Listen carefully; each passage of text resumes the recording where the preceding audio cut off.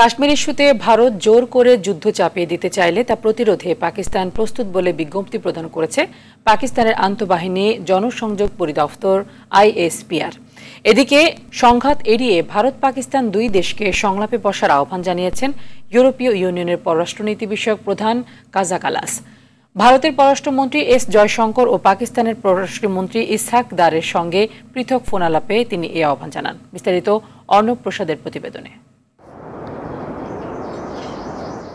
ভারত নিয়ন্ত্রিত কাশ্মীরের পেহেলগামে সন্ত্রাসী হামলার পর থেকেই চরম উত্তেজনা বিরাজ করছে দুই চিরপ্রতিদ্বন্দ্বী ভারত ও পাকিস্তানের মধ্যে। ভারত যুদ্ধ চাপিয়ে দেওয়ার চেষ্টা করলে কঠোর জবাব দিতে পাকিস্তান প্রস্তুত বলে হুঁশিয়ারি দিয়েছেন পাকিস্তানের সেনাবাহিনীর শীর্ষস্থানীয় কর্মকর্তারা। শুক্রবার পাকিস্তানের রাওয়ালপিন্ডিতে দেশটির শীর্ষ সামরিক কর্মকর্তারা বৈঠকে বসেন। বৈঠকে শান্তি, স্থিতিশীলতা ও সমৃদ্ধির প্রতি পাকিস্তানের প্রতিশ্রুতির কথা পুনর্ব্যক্ত করা হয়। পাশাপাশি যুদ্ধ চাপিয়ে দেওয়ার যে কোনো চেষ্টার কঠোর জবাব দেওয়া হবে বলেও সিদ্ধান্ত নেওয়া হয় বৈঠকে।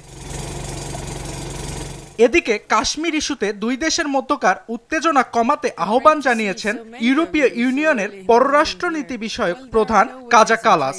ভারতের পররাষ্ট্রমন্ত্রী এস জয়শঙ্কর ও পাকিস্তানের পররাষ্ট্রমন্ত্রী ইসহাক দারকে ফোন দিয়ে তিনি এ আহ্বান জানান। তিনি সংঘাত এড়িয়ে দুই দেশকে সংলাপে বসারও আহ্বান জানান।